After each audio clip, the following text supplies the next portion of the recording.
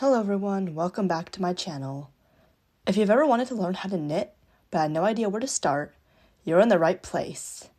In today's video, we're going to look over all the basics and the materials that you're going to need to learn how to knit. I hope you enjoy this video.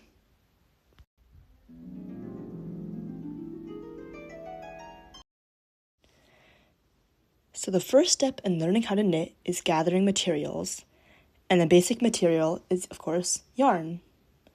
There are many different types of yarn. There are natural fibers such as wool, cotton, or bamboo, and also synthetic fibers such as acrylic or polyester. And there are also many different weights of yarn, including bulky or medium weight. And here's a chart of all the different types of yarn weights there are, from 0 to 6. And there are different terms that are used to describe each of these weights, such as one can also be known as superfine or sock or fingering, any of those. And weight 2 can be known as fine or sport or baby or 4-ply. And the list just goes on. But for beginners, I definitely recommend medium 4 weight yarn. And this is the yarn that I use the most. So the next most important thing in knitting are, of course, the needles. You've probably seen in many cartoons, the main characters are probably using 2 straight needles, and most likely they're knitting wrong, but anyway, that's besides the point. This is not the correct mindset, though. In knitting, there are 3 different types of needles. Of course, the straight needles that are the most common, circular needles, and double-pointed needles, which are also known as DPNs. Circular needles and DPNs are both used, or most commonly used, for knitting in the round, such as sweaters or socks.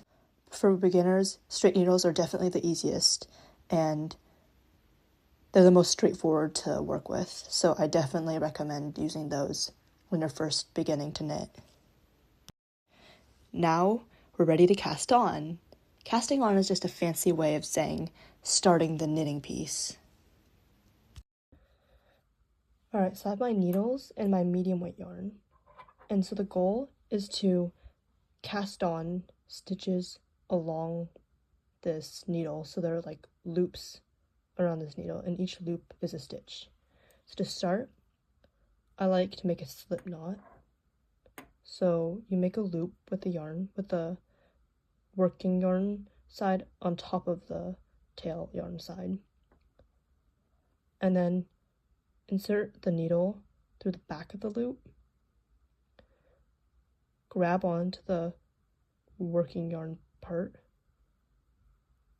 and then that creates a loop around the needle, and then just pull to tighten. So this is the slip knot and basically the anchor of the whole piece.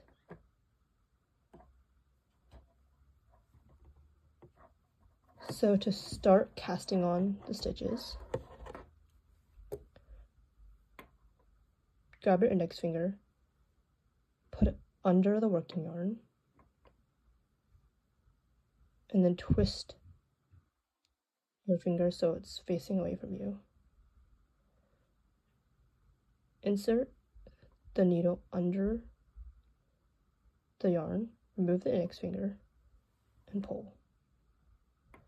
So now we have 2 loops on our needle, and each of these are eventually going to become a stitch.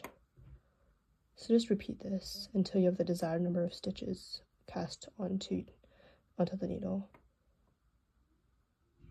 For this example, I'm going to cast on 10 stitches. So insert under, remove the index finger, and pull. Place the finger under the working yarn, twist it, insert the needle under, remove the finger, and pull. So now we have 4 loops on our needle. So I'm just going to repeat this until we have 10 stitches on the needle. After we've casted on our first stitches, we are going to learn the basic knit stitches in knitting. So this is what it looks like after we finish casting on the 10 stitches. And the two basic stitches in knitting are, of course, the knit stitch and then also the purl stitch. So first I'll teach you how to make the knit stitch. So insert the needle into the first loop, and how you hold the yarn is just wrap it around your pinky and then over your index. And then wrap your yarn around the right hand needle and then bring your needle and hook it onto the yarn that you just wrapped around. And then bring it to the front and then push the old stitch off the left hand needle. And then the new loop should be on the right hand needle. And just repeat this down. And then wrap it around the right hand needle. Pull it under, bring it to the front, and then push it off. If you're a crocheter and just starting to knit, this can be kind of tricky since crocheting only requires one hook, but this requires both your hands to have the needles as well as using the yarn. So insert into the loop, wrap the yarn around the right hand needle, push it down, hook it onto the yarn you just wrapped around, bring it to the front, and then push the old loop off. So I'm just gonna continue doing this until I finish working this row. Sorry for the noise, it's just my needles hitting my table.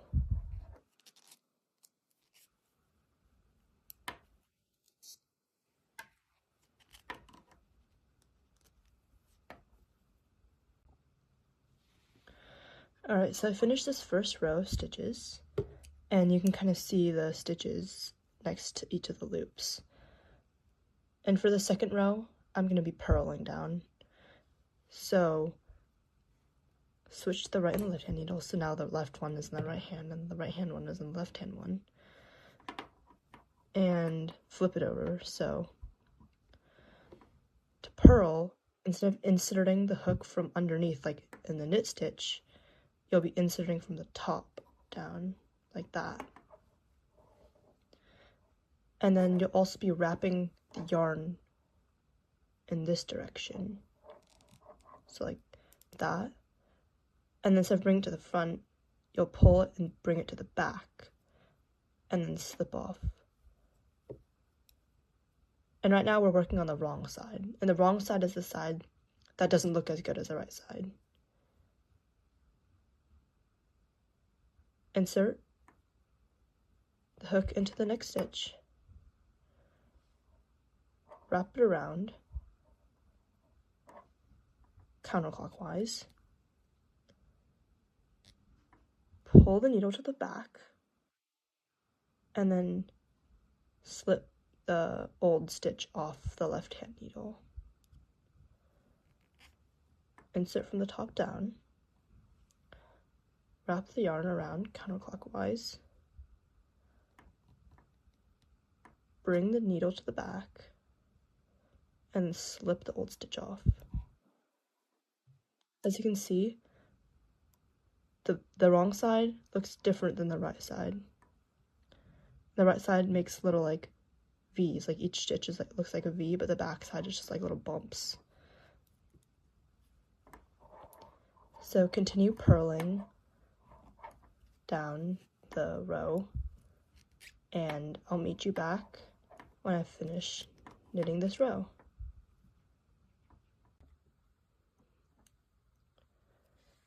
So after I finish this row, I flip the work around so it's facing the right side now. This is the right side with the good looking stitches, and this is the wrong side with the stitches that look like bumps. And this combination of knit and purl stitches is called the stockinette stitch, and it's very versatile, and it's used for many things such as sweaters and bags and hats. So I'll just continue working this stockinette stitch, the combination of knit and purl stitches, the knit on the right side and purl on the wrong side. And then once it's long enough, I'll come back and teach you how to cast off the stitches. The last step is casting off, which is another way of saying taking off the knitting from the needles without it unraveling.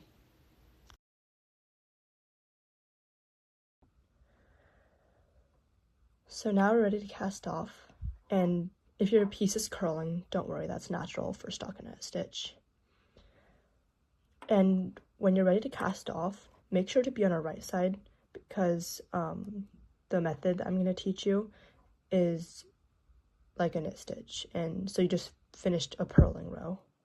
So knit 2,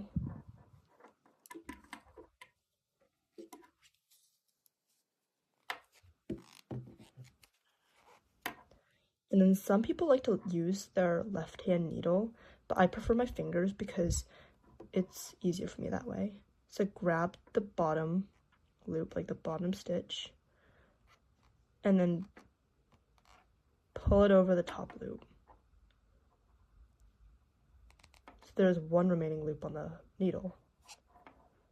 It can be kind of tricky when you first start learning to do it, but it gets easier after a while. And then just repeat this. So knit another one, grab the bottom one, and then pull it over the top loop.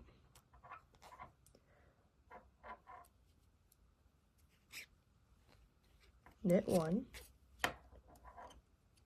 and then as I'm pulling the bottom loop over the top loop, I like pulling on the working yarn just to make sure the top loop is tighter than the bottom loop to make it easier to pull it over.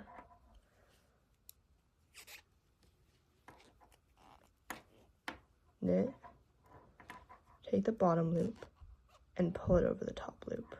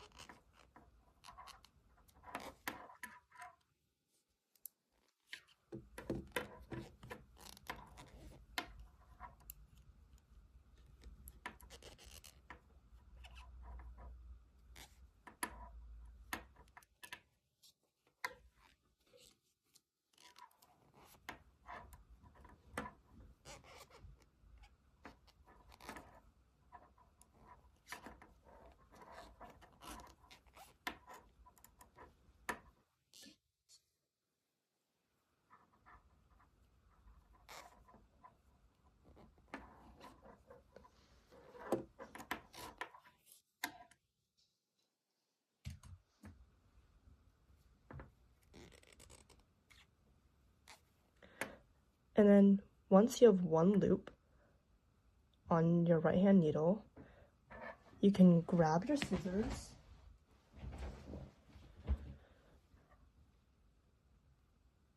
and cut the working yarn, and just take the needle and just pull it like that. Now you have a finished Now that piece. you know the basics in knitting, here are some great beginner projects and places to start after this video.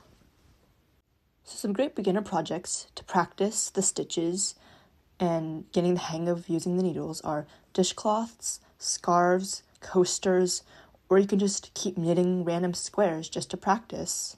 That's what I did as a beginner, and it really helped.